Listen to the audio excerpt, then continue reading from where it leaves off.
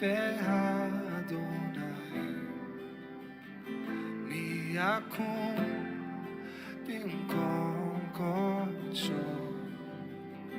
מי יקרא בשם אדוני צבאות.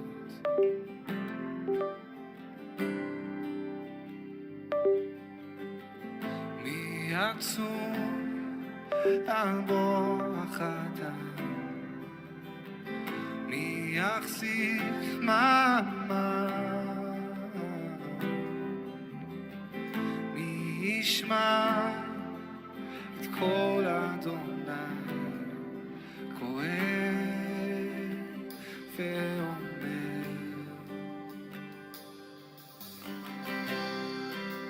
זהו דור נושע מבקשי פני שרים לי כל הכבוד, כל הכבוד. זהו דור נושע מבקשי פני שרים לי כל הכבוד.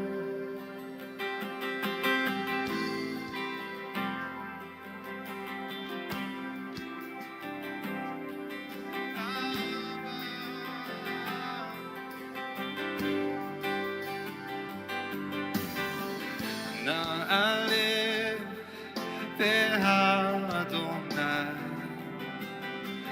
ונקום במקום קודשו, ונקרא בשם אדוני צבאות.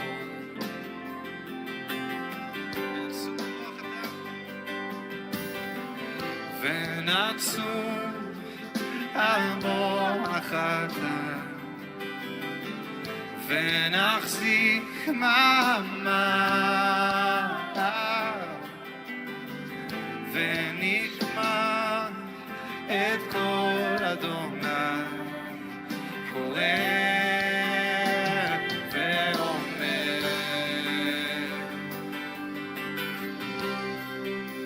זהו דור נושע מבקשי פני שרים לי כל הכבוד, כל הכבוד.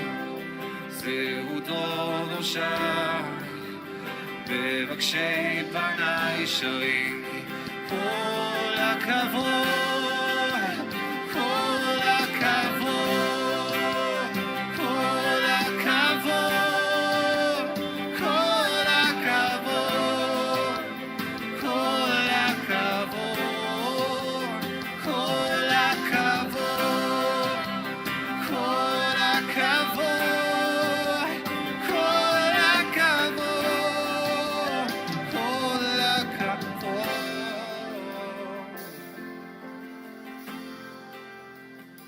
כל הכבוד לך על מה שעשית, על מה שאתה עושה, על מה שעוד תעשה.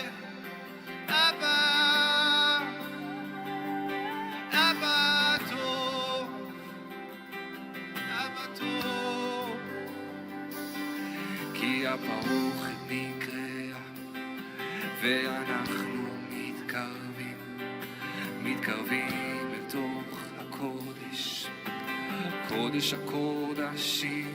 הפרוכת נקרא ואנחנו מתקרבים לתוך הקודש, קודש הקודש. הפרוכת נקרא ואנחנו מתקרבים לתוך הקודש. אבל מאמינים שהפרוכת נקרא ואנחנו מתקרבים לתוך הקודש, קודש הקודשים. כל הכבוד, כל הכבוד, כל הכבוד, כל הכבוד,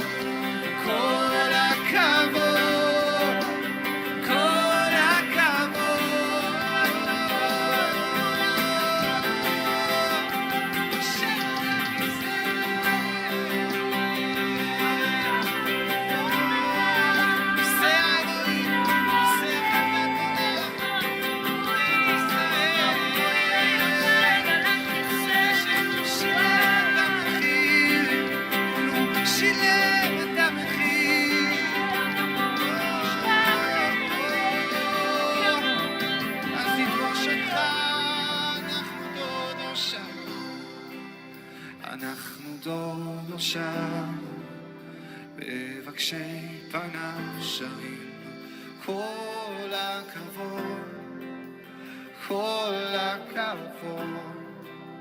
אנחנו דור שם, מבקשי פניו שרים, כל הכבוד.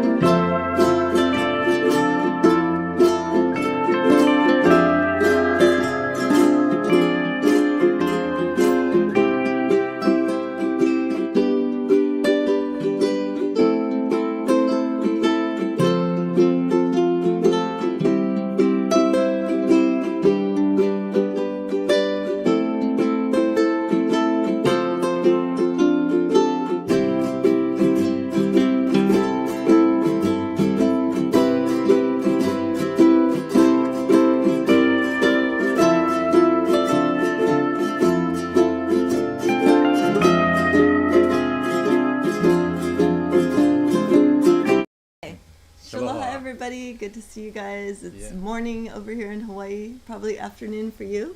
But Noble's been doing some studying and decided to present on a pretty interesting topic, one that I used to be deceived at. As far as drinking a lot of water. I actually was very sick after drinking a huge amount of water when one of my friends recommended doing what's called water therapy. Do you remember that? Mm-hmm. I would drink like a gallon of alkaline water, but it was like super high alkalinity. I would set it to first thing in the morning, and I did that for like about a week, and my kidneys started shutting down. So I think this is a super important topic for you guys to consider, and we're just glad to see you guys here. Yep. I think Stevie's up in the chat, so and possibly Tammy's on her way. Yep. So that's two people we're preaching to, and that's cool. It doesn't take a whole lot, just one person, just so that the information gets out and that we become aware. And so why don't we open up in prayer? Dave? Okay. Go ahead. Father God, we thank you so much for bringing everyone here to fellowship with us and to learn with us. And we ask you bless everyone. Please heal everyone who has sent in prayer requests of being sickly or being in the hospital, Father God. We just pray your protection over everyone, and we thank you, Father, for giving us this information to continue to heal our temples. Please speak through Noble today. We ask all this in Yeshua's name. Amen. Amen. How many of you guys have always complained about not having enough energy, especially as you're getting older? Mm-hmm. You know, it seems like even young kids are losing energy. And so this is something that is of great concern. And baby, you want to hit the AC right there? And so this is a topic that you would think, what? Really? No way. It's talking about water consumption. Yes, good old-fashioned water, which we were told to drink at least 8 glasses a day. You know, and by doing so, you would be hydrated. And if you're hydrated, then your body should be working optimally. That is not the case. That is a fabrication. And again, this Mercola report came on September 16th, so it's about 5 days old, but not that old. But let's put it this way: if we've been drinking 8 glasses of water a day for how many years? We need to hear this and realize that there's more to it than just drinking water. Okay. Let's see. Again, this is Joseph Mercola. We're going to cover. This is what we're going to be talking about. The story at a glance. Most in the wellness industry will tell you to drink lots of water and limit your salt intake. But that is the opposite of what you really want to do. Not only do these strategies not improve your hydration? What? It doesn't. But they also may cause many of the issues they're intended to prevent, including headaches, skin problems, detox problem, decreased immune function, and lower metabolism. Wow, that's speaking to the choir right here. You know, by limiting salt, you may initially lower your blood pressure, but it comes at a cost. In the long run, it worsens hydration and ultimately results in higher blood pressure. Did you know that? Drinking excess water can mimic having insufficient sodium, ultimately aggravating the dehydration and high blood pressure that you may be experiencing. On a cellular level, okay, now this is where we gotta bust out the microscopes, guys. Hydration allows the cells to maintain their proper structure, but water is not the only factor involved in hydration. The ratios of electrolytes inside and outside the cell also play a role, as does the protein structure of the cell and the amount of energy the cell has available. Remember, each cell is kind of like a little battery, and if you haven't been charging up your batteries, like on your iPhones or whatever, you're not going to get much performance, and not long performance.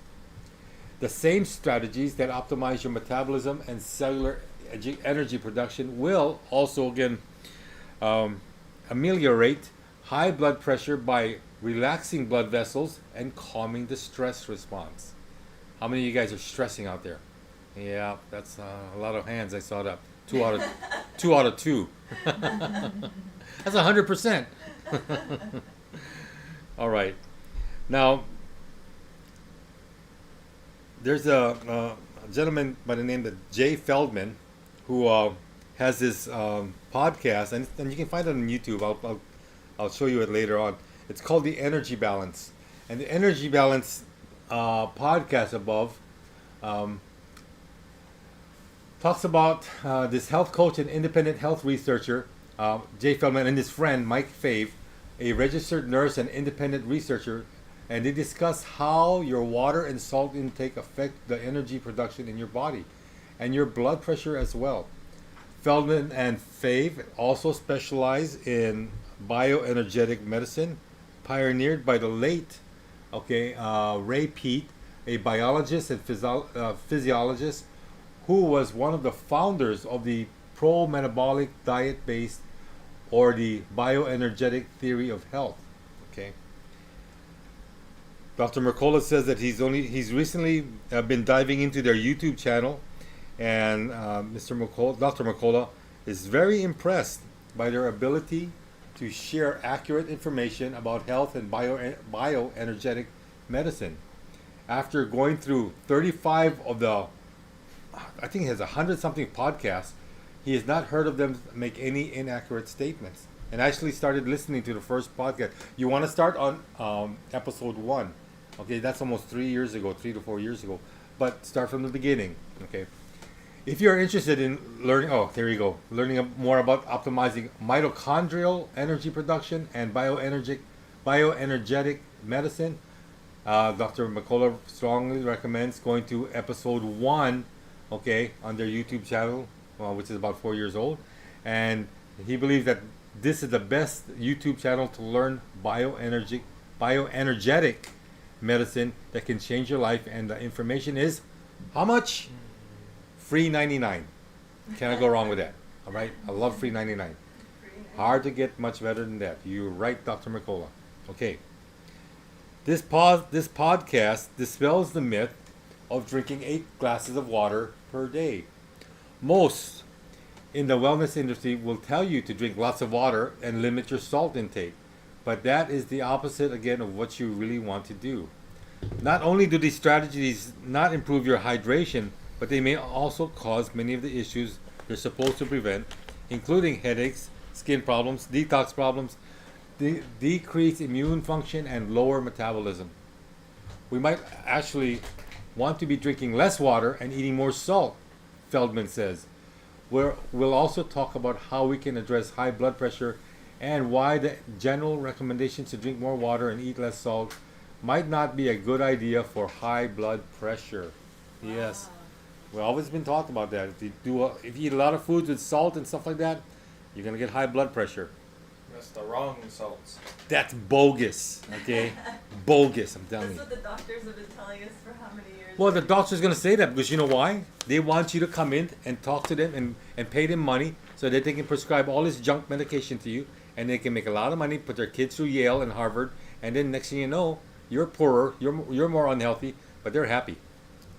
Doesn't work that way. Did you have people in your family that took high blood pressure medicine? And Oh, my whole family had high blood pressure medicine. Shucks. Yeah. but not you. No. Sometimes I'll be borderline, but most times I'm not. So, then again, I'm not your typical, follow mom and dad routine type of person. So, now there are unfounded claims, okay? And surprising as it may seem, the recommendation to drink 8 glasses of water or more each day is in many ways a baseless recommendation that isn't supported by research. Feldman says, even more surprising perhaps is that drinking water is not by itself a strategy that will guarantee hydration. All right? Many different factors always plays a role, and it can affect your cell's capacity to use the water available to them, including the mineral balance in your body and your blood volume. Drinking excessive amounts of water to the point that your urine is clear, okay, a lot of you beer drinkers are like that, right? Drinking a lot of water, and you go to the bathroom and you see only clear. This also comes at a cost, okay? The same, but in reverse, can be said for salt. Very low salt intake, which is recommended for cardiac patients and those with high blood pressure in particular, likely does more harm than good. High salt intake is also wrongly accused of causing dehydration. So there's a lot of bad myths and rumors going around about salt, okay? And when I speak of salt, I'm talking about the good salt, okay? We're going to get into that later as well. It's so opposite because health providers usually say, you need to drink a lot of water so that your urine becomes clear. Because they say if it's a darker color, that's something to kind of freak out about because you want to have it clear all the time, but it's opposite. Yeah. See? The doctor's been feeding us bad info, bad intel all this time. Stevie knows what's up. She does? Said salt carries water to the organs. Yes, to the cells. Yes, exactly. There's more to hydration than water. On a cellular level, hydration allows the cell to maintain their proper structure. But water is not the only factor in hydration. The ratios of electrolytes inside and outside of the cell also play a role, as does the protein structure of the cell and the amount of energy the cell has available. That battery again, remember? All these factors interact to maintain hydration of the cell. Electrolytes are positive or negative ions of specific minerals. The primary intracellular, that's what's inside the cell, intracellular electrolyte is potassium. So inside the cell, you need that potassium. The main extracellular or outside of the cell electrolyte is sodium. Other important electrolytes include magnesium and calcium. And these 4 interact with each other in various ways. Calcium and magnesium, for example, are antagonistic, or they fight with each other. And so now you need to also understand that they don't always play together well, but you got to have that tension in there so that each electrolyte will do their job, okay? So sodium and potassium, again, they need to be properly balanced. The interaction of water with the electrolytes and proteins in the cell membrane gives the water structure. It creates a gel state. Here's an editor's note. Structured water, or easy water, which stores energy and strengthens mitochondria, as Fav explains. So you need not only water, you need electrolytes and proteins as well. And then, only then, you need energy to maintain the proper concentration gradients or maintain the proper ratios of electrolytes inside and outside the cell. And it's not like you can actually do a test in your body and ask yourself, how are you feeling inside? How are you feeling outside? No. You got to start the process of making sure that proper ratio is there. How do you get that proper ratio? Let's see. Okay. In the plasma membrane theory, you need a proper amount of ATP, which is produced by oxidative phosphorylation, mostly in the order to run the membrane-based pumps that control the gradients inside and outside the cell. In the gel state theory, or the gel water theory, you need proper energy production of the cell to maintain a specific charge of the protein structure and the water in general, so that they interact appropriately and maintain the proper shape. Yep. There are also, even cells are concerned about how good they look. If you got a cell that has a big belly, beer belly, that's not going to turn you on, right? Right? You want the ones that are nice and fit and trim, right? It's got a V shape, got blocks, nice abs, you know, and yeah. See, cells can be very vain also, right? In both theories, when you have a breakdown of energy production, you get swelling of the cells. See, you're getting fat. Well, a lot of women say, I'm bloated. Oh man, I'm feeling so fat. And that's because the cell has been unable to maintain the proper gradients between electrolytes from the inside to the outside. Or in the gel state theory, just the proper electrolyte interaction with the water and the structure. Yeah, so it's really, you gotta take all the required electrolytes to make sure your hydration is going well. So now we have a bigger picture, okay? Where to maintain proper tissue and cellular hydration, you need electrolytes. You need your water first of all, but you also need electrolytes, and you need the proper proteins and amino acids and the proper cellular energy metabolism. Just dumping water into the system doesn't solve the problem if you have hydration. So don't ever think that if you're going to go hiking out in the Texas desert where it's 115 degrees and it's dry heat, that all you need to bring is water. No. You need salts, you need other electrolytes. But if you don't have them with you and you're out in the desert right now, drink your water and lick your sweat because that's salty. All right, that might work. Also, coconut water has a lot of electrolytes. Coconut water has a lot of electrolytes, as Kaylee would say. Yes, Kaylee is with us today. Yay, hi. So, she just can't get away from us. So, okay. Here comes my nutritionalist. This is another type of salt. These are a little more pricey than getting like the other Well, we're not there yet. Oh, we're not there. Yeah. Okay.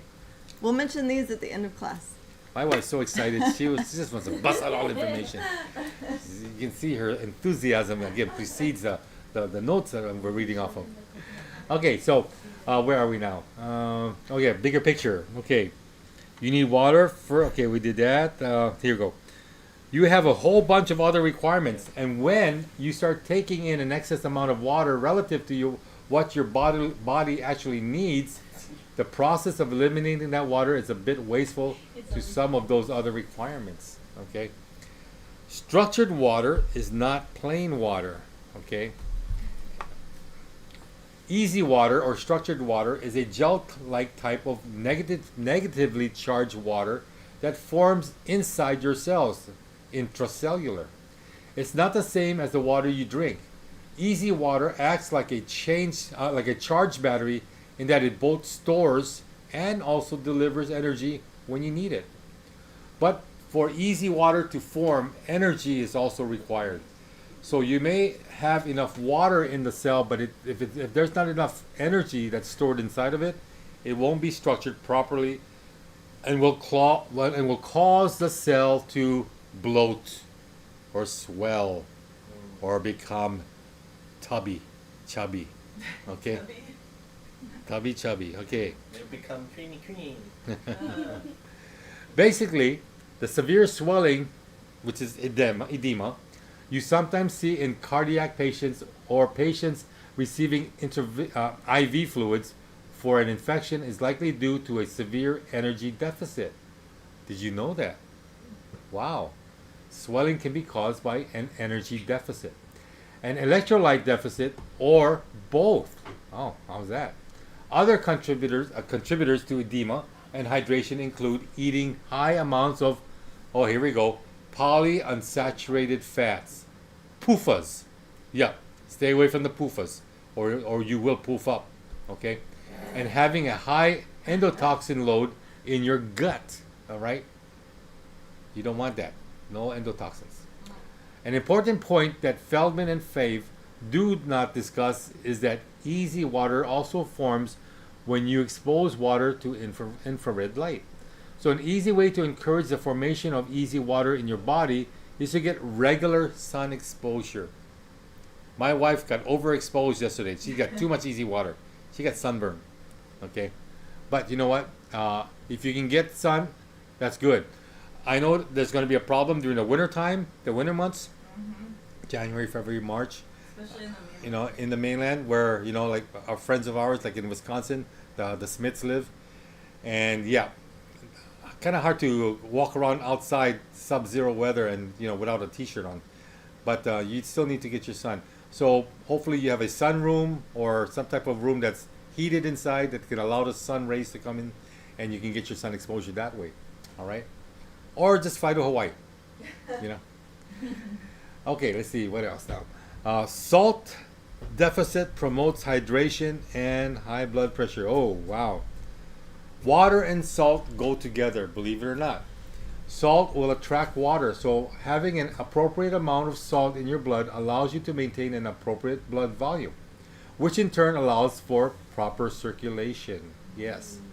When you don't have enough salt, sodium in your blood volume is reduced, which impedes your ability to transport waste.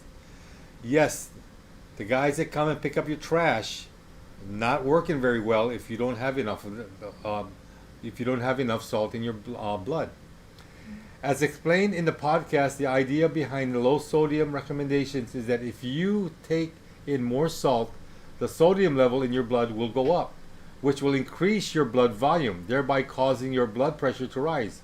However, this isn't how things work, because your body has an adaptive system. In other words, it knows if you get too much salt in it, it just doesn't let it go. It does something. Okay? Here's a quote. By limiting salt, you may initially lower your blood pressure, but it comes at a cost. In the long run, it worsens dehydration and ultimately results in higher blood pressure. So you should not limit your salt. And again, we'll talk about what type of salt that you should be taking in. So when your salt intake is very low, your body responds to the decrease in blood volume by preventing your kidneys from excreting sodium. Did you hear that? I'll read it again.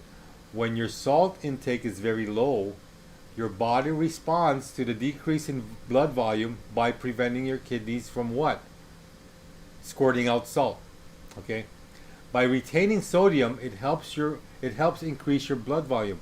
It also increases vasoconstriction, which is the narrowing of the blood vessels, to bring the blood pressure back up. In short, by limiting salt, you may initially lower your blood pressure, but again, it comes at a cost. In the long run, it worsens dehydration and ultimately results in higher blood pressure, which is what you were trying to address in the first place. By forcing your kidneys to retain sodium, they will excrete potassium and magnesium instead. Again, these are the primary intracellular electrolytes and are required for hydration. So they're also important for relaxation. Yep. You know, when they say chill out, you gotta take a magnesium and potassium pill. Well, actually, honestly, potassium comes better in fruits, in actual foods, instead of supplements or pills, tablets or capsules. So if you can get it in through your diet, that's actually a far better way to take potassium.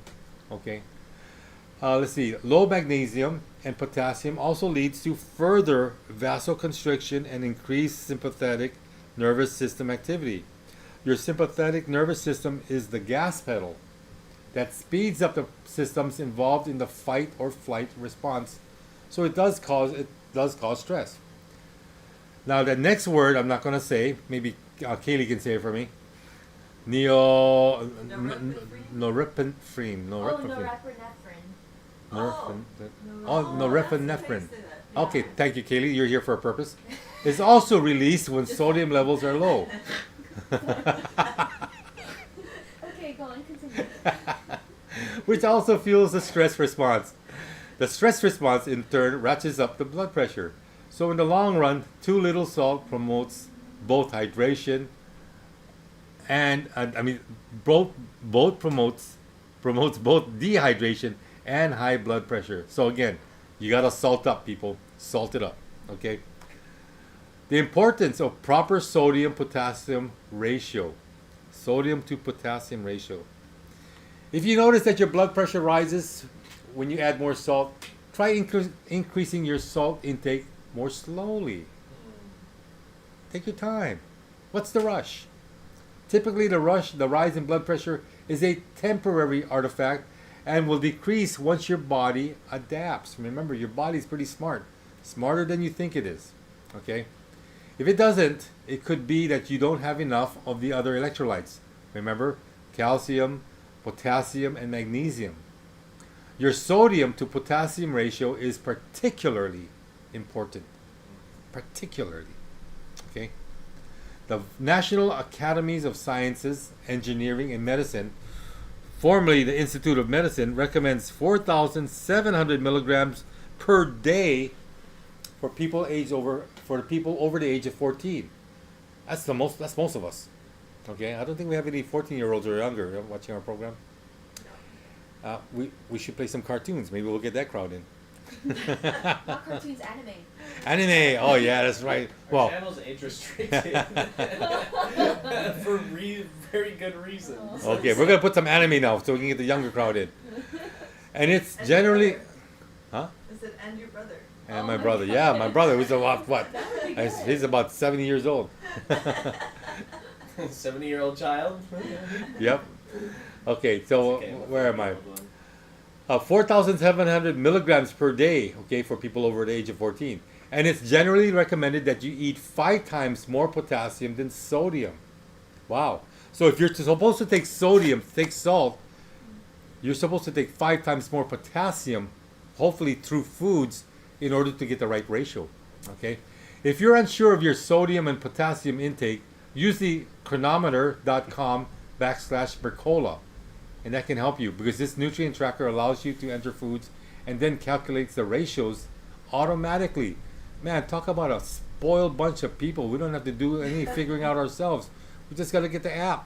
Okay? Potassium helps lower your blood pressure by relaxing the walls of your arteries.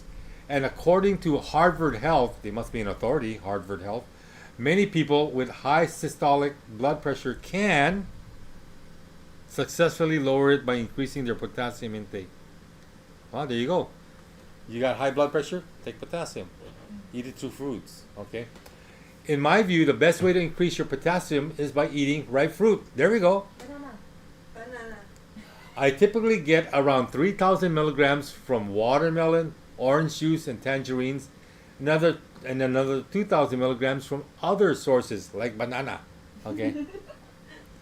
For a more complete list of potassium-rich foods, see dietaryguidelines.gov's Food Sources of Potassium page. Taking potassium supplements is not a good strategy and simply will not provide you with the benefits that you seek. And besides, Missing all that other stuff. besides, the fruit tastes a whole lot better than taking supplements. You know that, right? So what happens here? Too much water mimics salt deficiency. As I explained in the podcast, since water dilutes salt, drinking too much water can mimic having insufficient sodium. It causes the same stress response that results in the loss of potassium and magnesium. The same cellular swelling, inhibition of cellular energy production, and ultimately leads to dehydration. All right? Dun dun dun dun. Exclamation point. On top of that, while the conventional claim is that water increases metabolism, research has shown that the energy expenditure is caused by activating your stress systems, including your sympathetic nervous system. So the increase in energy expenditure comes at a severe cost, not just a cost, a severe cost, okay? It just increases stress. And you know stress will shorten your life, right? Okay. Oh, yeah. Yeah. Okay. In many ways, stress, and because who has not given us the spirit of fear, which is stress? God. Yeah. God says don't stress out. Why worry about tomorrow when you still got today that's facing you right there? So don't worry, beef curry. Okay. Look at the sparrows Oh yeah, the sparrows Jack and the Sparrow. lilies. and the lilies. Yeah, the sparrows eat the lilies, and then the frogs go on top of the lilies. And no, uh, God created them, and they don't worry about tomorrow. They don't Okay, worry about what they're gonna they don't worry. Okay, why worry? Yeah, don't worry. Research has also shown that when you drink water that has the same concentration of salt as your blood, which is normal saline, you do not activate the stress response. This suggests that increase in energy expenditure from drinking plain water is due to the dilution of sodium, as Mr. Feldman notes. Okay, so what is this saying? Okay, take your salt in small quantities. Don't pump it all in one time. Your body will recognize it, will adapt accordingly, and you won't have any high blood pressure warnings ticking off, and saying, watch out, I'm high. Okay. Take it easy, relax, and don't stress. So here's a key takeaway. The takeaway from all of this is that it's important to get enough salt in your diet, and much better to drink water that contains electrolytes than plain water. How can you make sure you're getting enough salt and water without going overboard in either direction? One of the simplest ways and best ways is to do ways to do that is to listen to your thirst and salt cravings. You guys do listen to your bodies, right? Oh, no, not the I need to go McDonald's craving. Wrong one. Okay. One of the simplest and best ways is to listen to your salt and thirst and salt craving. Drink when you're thirsty and salt your food to taste. Don't force yourself to drink a predetermined amount of water just because. There's a misconception that by the time you're thirsty, you're already too dehydrated, Feldman says. And that's not the case. I used to think that too. They tell it. The research has shown that our sensitivity to thirst and hydration is actually pretty spot on. It's pretty sensitive. So if you feel thirsty, it's not too late. Drink some water. And if you're still thirsty, it's still not too late. Drink some more water. But don't overdo it on the water. Okay? And make sure you get your electrolytes. Okay? I think it was the University of Florida where a lot of their football players that were practicing in the hot Florida sun and high humidity area that they live in was causing them to faint and knock out. And the so-called physiologists, they figured out that they can't just drink water, they need electrolytes. Thus Gatorade came into the picture. You guys heard of Gatorade, right? Gatorade, they put electrolytes with the water and put some flavoring inside there. Why? Because of the University of Florida are called the Gators. So thus Gatorade came into play. Unfortunately, Gatorade is not good for you. There's corn syrup. There is That's all. corn syrup inside there. So It cancels all the good stuff out. making your own so-called electrolyte water is the better way to do it. Okay? So we know that when we get thirsty ahead of time, we're able to tell within a pretty small range that if we're getting slightly dehydrated or if we need more liquid, which of course makes sense, okay? That's the whole point of thirst. They tell us that we need more liquid. It wouldn't make sense if that happens too late. This is shown in animals as well, that they have a very sensitive thirst signal that allows them to stay adequately hydrated. The same is true for salt. Our signals that tell us how much salt we need are pretty sensitive. And if you're craving salt, that might mean you need more salt. Pretty simple, right? I think God believes in simplicity, So, what are the general recommendations to optimize hydration and salt intake? Feldman points out that while conventional recommendations say to limit salt intake to 15 to 2,000 milligrams or less, research has shown that this range is associated with an increased risk of cardiovascular disease and all-cause mortality compared to higher ranges of 4,000 to 6,000 milligrams. You get that? The point the point being that if we're to eat a lot more salt than we're told to eat, we're actually we'd actually be much better off, Feldman says. As far as thirst goes, this brings us to the best food and drink options for hydration. We don't want to just drink plain water. A lot of other places that we could get liquid from have a lot more of the things that we would need to actually stay hydrated. Examples offered by Fave include mineral water, tea, like soursop tea with honey Honey or maple syrup. or maple syrup, fruit juice. Just because be careful, they're kind of high in sugars. Better to have Uh, it freshly squeezed. Yep, or freshly squeezed. Coconut water, Oh, okay? Milk, fruit and vegetable smoothies. You know, Isaac and Lisa, this is jam those things like it's going out of their ears. Cooked vegetables and ripe fruit are also good for you. You know, these contain minerals, vitamins, and sugars that aid hydration better than plain water. And when you do drink plain water, make sure it's well filtered to avoid water contaminants like fluoride, chlorine, and disinfection byproducts, DBPs. Okay. If you're going to the dentist and your dentist says, "Do you want fluoride?" No. You buy toothpaste, it says includes fluoride? No. Fluoride is a toxin.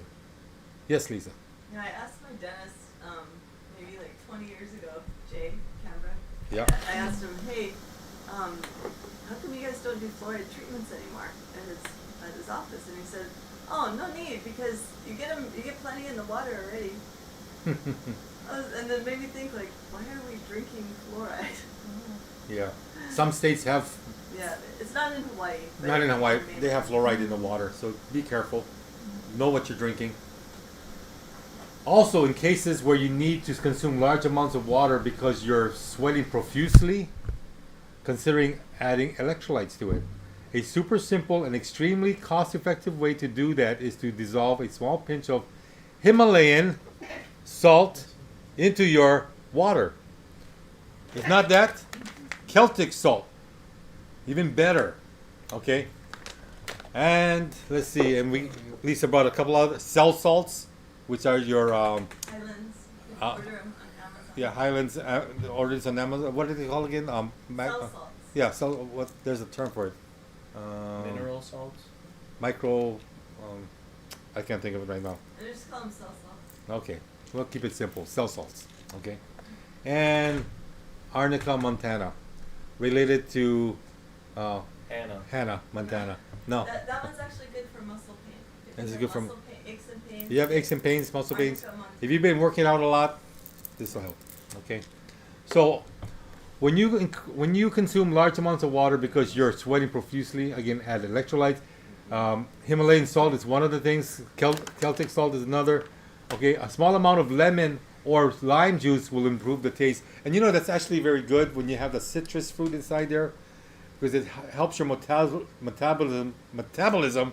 Dang it, gear up and start to burn more. So it's actually good if you can put some type of citrus fruit in your water. When it comes to salt, steer clear of iodized, highly processed table salt. You know that table salt, when you see Morton's table salt, it's iodized. Anything that's iodized, that's not good. They have silica in there, sometimes glass fragments in there. It's gonna shred up your inside. Stay away from that. Iodine is good. That's another like mineral. Iodine is a mineral that's good, but don't get it in the salt. No, No. don't get iodized salt, Not okay? in processed food. The only thing that iodized salt is good for is for my salt gun. I have a gun that shoots salt when I see a fly or a cockroach or something, Or to kill slugs. or to kill slugs. Yeah, so that's what iodized salt is good for.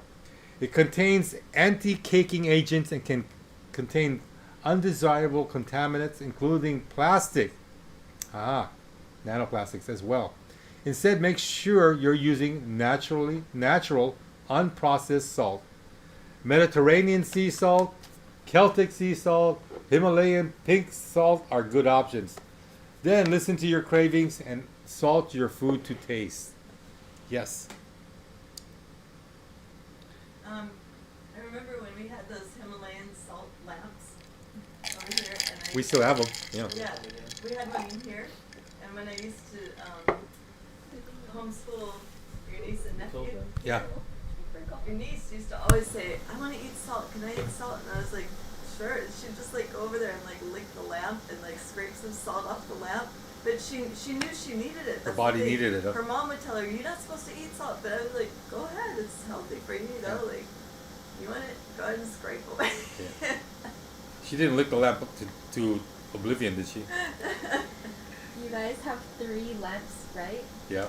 I licked every one of them. You see Ah.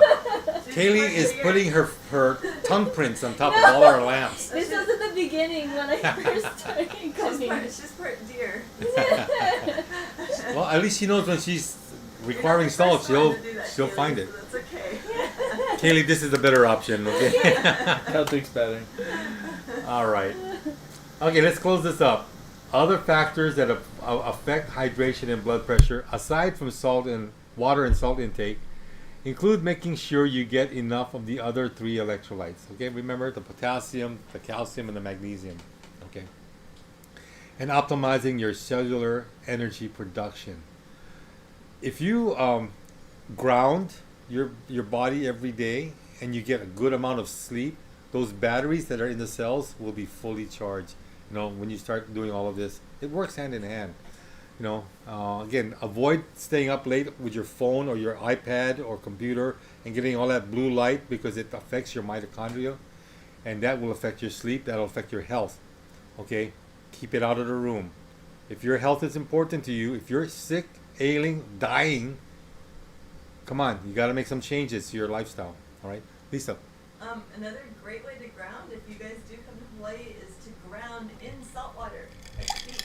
Yes. That's like an amazing way to ground. And then you have the sand, you can be grounded. Yep. Spend about an hour in the salt water. It feels so much energy. I always feel like I'm charged up after I go surfing at the beach. It's nice. You can't get it from Lake Michigan or Superior or, you know, those Great Lakes or any ponds. Only No. the Great Salt Lake, but it's freezing. You got to come to the places where they actually have saltwater beaches. Okay. And speaking of saltwater, if you like to swim, don't swim in a chlorinated swimming pool. What's inside a chlorinated swimming pool? Chlorine, which is a toxin. All right. Not good, because what does your skin like to do? It likes to absorb things like a sponge. And if you go into a swimming pool that's not a saltwater swimming pool, you are subjecting yourself to a whole host of problems and health defects. Unfortunately, my wife Lisa was a swim instructor And swim team member and did everything in a chlorinated pool. And then Isaac became also involved in that. And guess what? Look at them. Yeah. They don't look that bad. But it's only because they stopped going to the chlorinated pools. Yeah. So stop doing that. Okay. Let's see, where are we? For people who are concerned about their blood pressure, these are definitely important things to consider. Factors that affect energy production play a pretty major role in blood pressure, so that means making sure you're getting the right types of fats, avoiding PUFAs, polyunsaturated fats, okay, and favoring the more saturated ones. Getting enough protein, getting enough carbs, making sure you're digesting your food well, and don't have a lot of endotoxin production. If you're having hypertensive issues, in general, I would say there's a lot more going on than you're just not eating too much salt. I would say you either have an endotoxin issue or some vascular damage from oxidized PUFAs, polyunsaturated fats. Maybe some type of latent infection. Maybe you have an overactive adrenergic. Kaylee. Adrenergic. Adrenergic. There you go. That's why she's here. System. Adrenergic. Okay. For some sort of electrolyte imbalance or some type of chronic stressful situation or a lack of nutrients. Very simple there. Another point to consider, hypertension is an excessive amount of tension. Don't stress. The blood vessels are being contracted to an excessive amount, and that's what leads to high blood pressure. Vasoconstriction, remember? Well, all of the things that support energy production work to release that tension. To learn more about how to optimize your metabolism and cellular energy production, which as Feldman notes, may help address your high blood pressure, check out my interviews with biohacker Georgy Dinkov, featured in Crucial Facts About Your Metabolism.